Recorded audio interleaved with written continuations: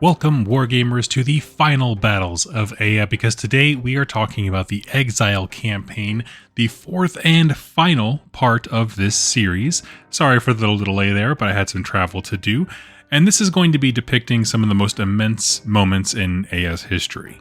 When we last left off, three Dweghome armies had met at the base of Spire Tendis. The siege is being laid by Steel Shaper Ishta, and things are really settling in for a good long fight. Because the bits we're going to talk about today take the better part of 100 years to come to fruition, but it ends in a new level of hell for the residents of the Conquest world, and the birth of a new player in the great game for its control. So we have a lot to cover today, and we're going to jump right into it. But one thing I'd like to say up top, if you're interested in this video or anything Conquest, please consider looking at my link tree in the description down below and clicking the link for Bellum. Using that link, you'll save a bunch of money, and every time you do, it throws a tip in my tip jar that goes directly to supporting me, my wife, our cats, the channel, and I cannot thank each and every one of you enough for your support. I also want to say that Goonhammer is trying to get some Parabellum content off the ground, so if you want to learn more about the game and see a great blog for other wargaming resources, go check out Goonhammer. Now, this last section of the story involves the fall of two spires, okay? And when they go down in relatively quick succession, and it's because Spire Tendis and Spire Abhorth are connected, both in purpose and in resources. And this is a much welcomed part of the story for me, where we've kind of had our point of view pivot from, the Dominion forces at first to then the Dweghome armies, but now it pivots to the Spire. And we haven't really gotten insight into what they have going through their heads. And while they had one Spire directly attack, meaning Abhorth, it was fortifying, right? They saw the Dweghome coming, and then these marches seemed to just bypass all of the military exploits they had just started and went straight to Tendis, its satellite Spire. Now, for the faction of the Spires, there's a few things going on here. We learned that Spire Abhorth is deep into genetic and biological research. Their project at the moment is a fully synthetic intelligent life form, one that can act as guardians, warriors, and servants. And the idea was partially inspired by the dragons of Ea, who are largely extinct. They created the dwarves using biomancy taught to them by the Spire, but it was a unique way to use this kind of magic science thing. And the Spires looked at that and they're saying, well, we can iterate upon that. We can do something much better than these little stunties. And what they're going for here is a completely self-sufficient worker class that can be used for war, labor, scouting, really honestly anything. But they're having trouble making it work. There's just something about the spark of low-grade sentience that they can't quite nail down. Generally, the Spire found it easier to mutate and modify already living things to kind of compensate for this. And honestly, if you want to look at a faction that represents that, look at the Nords. I mean, they were tinkered with, we'll say, nicely. But usually that's the idea of taking something that's already existing and mutating it, and now they're trying to create. Well, when the initial Battle of Three happened, the leaders of Spire Abhorth and Tendis took note, and they had protocols for such a thing. You establish your borders, you push out intruders, and in the background, a whole different game was playing, right? All those things are very visible to the enemy, but it's what's happening on the inside of Spire politics that makes them get eaten alive. The director of research at Spire Abhorth, the main one, has some sneaky dealings. To yada yada just a little bit here, once it becomes clear that both Spires are under attack, the director of this area wants all research on the synthetic lifeforms brought to Abhorth, right? Basically, circle the wagons, bring it all into one centralized location. We're going to defend it here. There's research going on at all different other satellite locations. I want it in one. And it's supposed to be at Abhorth. Now, the military leaders of these other satellite spires are assured, right? Like, you're going to have everything you need. All the Spire resources are at your disposal, and just go ahead and prosecute your war. The clone leaders who are going to be actually fighting this war, go ahead and prosecute your war as you wish. You have the full support of the entire directorate. And that's really where the fighting starts, and that's where we saw the Spires interacting in the first parts of this story. and they put up a brilliant defense. It takes decades for the sheer wear and tear of battle to start affecting Spires, Abhorth, and Tendis. Tendis more or less is where everyone's descending right now. But the thing is, once the research is moved, unbeknownst to the Spire General, the director basically takes all the biomancers, all the leaders, and all the best troops and leaves in the cover of darkness. They move everything from Tendis to Abhorth.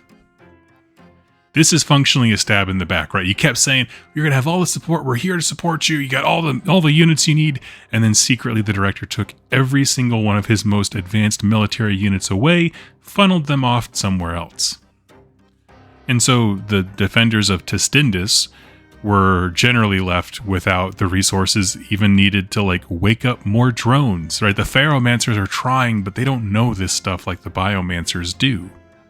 And slowly, because of this lack of troops, the disruption in reinforcements, the cannons of the Dweghom land some critical shots because they aren't being kept out of range. Right? The forces pushing the cannons back is no longer adequate. And Spire Tendis falls as a result, the first spire to do so in hundreds and hundreds of years. These three Dweghom holds, Endure, Gobeldom, and Hagdom, were bonded because of this, right? I mean, they fought together for decades to make this happen. It goes down, and now these three Dweghom clans have more Ogham, more glory than any other ones that exist, simply because they did something that no one else had done. However, they knew it wasn't over, because the disunity of these two spires led accidentally, I guess you could say, to the unity of these three holds, right? It forged them together in combat, where at one point, maybe Abhorth and Tendis could have manipulated the situation of trying to get these forces against one another. They let them solidify, and so now they are allies. In the truest sense, when this whole thing started, they were at each other's throats trying to sabotage one another. That could have been used, but it was wasted, so the director could move his little secret pet projects from one place to another. And now, this haggard, but very unified force immediately turns to Abhorth, right? They took out the satellite one, they did their little dodge and weave around Abhorth, and now they're descending in strength together on the main base. And at this point in our story, right, this is really Dweghom versus Spire. The Dominion, the human forces here, are in utter disarray. One Reg was inconvenienced, we'll say, by the bridge blowing up in our last video, so he swings by that town called Invictus and wipes it off the map to repay the favor. It's been so long, like I said, it's a 100-year battle that they just did. Anyone who took part of that is dead, but the memory of the Dweghom is deep, and so it was just a little payback for something that their ancestors had done. And the three marches, these three Dweghom armies, divide, they kind of mingle up their forces and become two super fronts, or two flanks, you should say. One of them is coming at Abhorth from the south, and one from the west. The leaders of Abhorth basically boil down their plan to this: divide and conquer. So that's what the Spire are going to do. Now they have the idea to divide and conquer, not when they're already divided, but whatever. And their basic idea from their military masterminds is, we can throw enough forces at the Western army to stall them. And then you launch everything you have at the Southern one to overwhelm them. Then it's 1 versus 1, and we can surround the second march, which honestly is a great plan. You just kind of take away that numerical advantage, have one ambushing, delaying army, keep one force occupied while the other destroys, and then you can bear all of your force onto one enemy.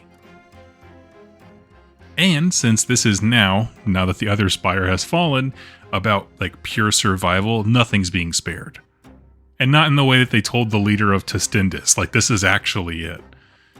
Things are so bad that all of the drones are awakened, all of the biomancers are as much on the battlefield as they can be, trying to deliver as much power as they can. In fact, things are getting so bad that they've even started just unleashing some of their scientific experiments to try and throw things at the Dweghom. Again, this is all part of that delaying action to the west. Things are so bad, in fact, that they start to throw these synthetic life forms that they've been working on, trying to put them into, we'll say, live fire exercises without training. Again, this is all about distracting and slowing down an army. And when this happens, the Wahdrun, the new faction, enters Ea. And I talked more about their apotheosis as a species and their culture in my dedicated Wahdrun video. But what's important to note is that when they're unleashed as a small population at this point, all right, they've been built up a little bit over time. It's a small fledgling race. It has 4 leaders, 4 creatures known as War, Conquest, Famine, and Death. Again, a little bit of a yada yada, where this is more Wahdrun lore, but the Spire experiments kept failing to create life until one batch had a weird hiccup, and these 4 were born in that batch. The Spire have no idea what's different about these Wahdrun, but they seem to be able to tap into magic, which the Spires themselves cannot do. And so, they're able to think and to lead in ways in which the other test subjects have failed. These are known as the Primes for the Wahdrun. Whatever experiment that created them could not be further replicated or researched because war had come to Abhorth. So it happened, and this whole time in the background, they're like, what the heck is this? How do we do this? How do we replicate it? These guys are amazing. We want a bunch of primes. But they can't make it happen again. And the idea here is, well, we might as well go ahead and use them, right? Like we did it once. As long as we save all the data and the variables and we make it out of here alive, we can go replicate this elsewhere. It's a lot of resources, but, the information still exists. And so, with this kind of being their logic, the Spire unleashed the first groups of Wahdrun, led by the Primes, out to stall that Western Dweghome army. And their logic here is like, they think the Wahdrun are going to be taken back and stop and fortify and try to learn about the new enemy right in front of them. And the truth is, they could not have been more wrong, right? The first Dweghome to see the first Wahdrun, right? Instead of being like scared or wanting to fortify, they just go like full Hulk Hogan. They're just like, hell yeah, brother. And they just like start charging and having a great time. And what follows from that point on is an exceptionally slow series of battles, okay? Where it's kind of hard to describe, where the forces of Ishta and Exile are getting pummeled by the Spires. Those are the ones who open the vaults. The drones are coming. All the experimental guns are out. That's the main army trying to hit the force on the south. And Greshridib, who's over fighting the Wahdrun, is finding them to be a terribly tough opponent. So right now, the Spire plan is working. The Wahdrun are pushing back the Western army, and it's allowing the main force to attack the Dweghome army to the south. But things go so well for the Wahdrun that the Dweghome start to actually lose ground. I mean, they were just supposed to be a speed bump, but they have fought heroically and for a long period of time. So as Greshridib starts to falter, the other Dweghome holds notice and come to his aid. Meaning, the South Army now moves, kind of pivots and moves sideways to reinforce the Western one. They're trying to reunite their armies again. And actually, it kind of seems weird as a military formation to try and do that, but I really like this because it demonstrates just how much has changed for these particular holds. Right, like when this whole thing started, they were trying to get each other like thrown into the mayhem and destroyed, and now they're like, we need to be together to land this final strike. Now they all know what it takes to bring down a Spire, and no one's allowed to just like falter without any support. And all of that is super inspiring, but it has exactly one downside. When the forces coming up from the south kind of move and pivot to go reinforce the Western force, it leaves a gap, and the Spire leadership takes this opportunity to run and escape. Spire Abhorth is largely abandoned, and with it, the experiments were released to protect it.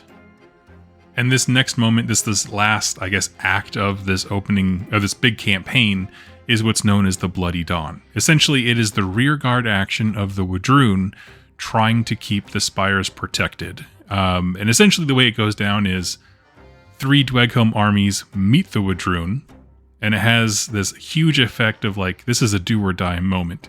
3 of the primes, Death, Famine, and War, decide to lead some and do a rearguard action so that the Dweghome can't just roll over the Wahdrun. This moment is the birth of them as a faction. It's integral to their folklore, their worldview. Their survival is paid for by sacrifice, and the primes sacrificed themselves that day. Because even if they win, there's nowhere to go. Imagine that clicking in your brain for the first time as a Wahdrun, right? You see the leaders of Abhorth leaving you. That's the only thing you've ever known. This place that is not your home in any kind of, emotional sense is on fire, and you just have to run. And so, the rest of the Wahdrun flee. They have Conquest with them, meaning the last prime, who becomes their matriarch, and the other 3 primes are lost. The 3 remaining Dweghome marches now move on to the mostly empty Spire, and after a while, Abhorth falls, being the second Spire to do so. This functionally ends the Exile campaign. Now, I want to wrap this up with a discussion on why is this cool. I do this with all my videos. I love this story as a whole. Even in a historical story about events long ago, we get to see these cultures develop and change. Like, they each have their own character arcs, barring the Spire, that they don't change very much. But like, for example, the Dweghome, at the story start, they're nearly enemies. They can't even cross a bridge together nicely, and by the end of it, they're reinforcing each other because they've been forged by experience to learn rising tides raise all ships. Right, we get more Ogham if we beat this Spire. We can't beat this Spire if you're not around. We are greater as a sum. Also, the Spires are being taught to never let their eyes off of these lesser creatures on the planet. Already things have begun to crack in the illusion of their supremacy, but this really solidifies it. When it's something that is like so in Conquest, dragons are sort of this like mythical long extinct species that were like uber powerful, crazy powers. They were the only ones who were able to take out Spires, like the structure beforehand. So this happening is an eye-opening experience for all the faction. Oh wow, these little guys on this planet can actually hurt us now. As for the Dominion, y'all, as bad as they just got their teeth kicked in here, this is still the good old days compared to what's about to come. Because right as this scene ends is right about the time, within like 3 to 5 years, I think, that the Dominion falls. If that. A mad god is brought low. Death magic will swallow this entire area. Like, I'm not even kidding. These 3 marches were lost because this whole area just got eviscerated when the Dominion fell. Humanity will be forever severed from its glorious past. But even in all that darkness, a little light can shine through. Because just as this darkest era is descending on Ea, a fledgling tribe is discovering a verdant oasis in which to thrive. The Wahdrun have been born and freed, and while it will take time, they will grow into a true force to march across the lands of Ea. Born and baptized in war, with virtues that favor the tribe instead of self-indulgent whims that saw their creators get killed. The 100 Kingdoms is establishing its first towns, even as the black clouds hang above their former home, and the first gasp of sentience takes control of the city-states. The Sorcerer Kings are about to enact their destruction of Haslia. Again, that's what I'm saying. It all comes together at the end of this period, because this is right when the Dominion falls, and the cascade of effects that make our factions possible exist. The Exile campaign ended a brutal chapter in Ea's history just so that a next, darker one could commence. And with that, friends, that's all I have to say about the Exile campaign in Conquest. I thoroughly enjoyed this, and there are other campaigns kind of covered like it in the core book, or not the core book, the Legends and Myths or whatever it's called book that they put out. If you'd like me to cover more of them, please let me know in the comments down below. I will do so, hopefully that time without a gap in between the videos. But thank you so much for watching and listening to this series. I've thoroughly enjoyed it, and I hope to catch you in my next Conquest video. Happy wargaming, friends!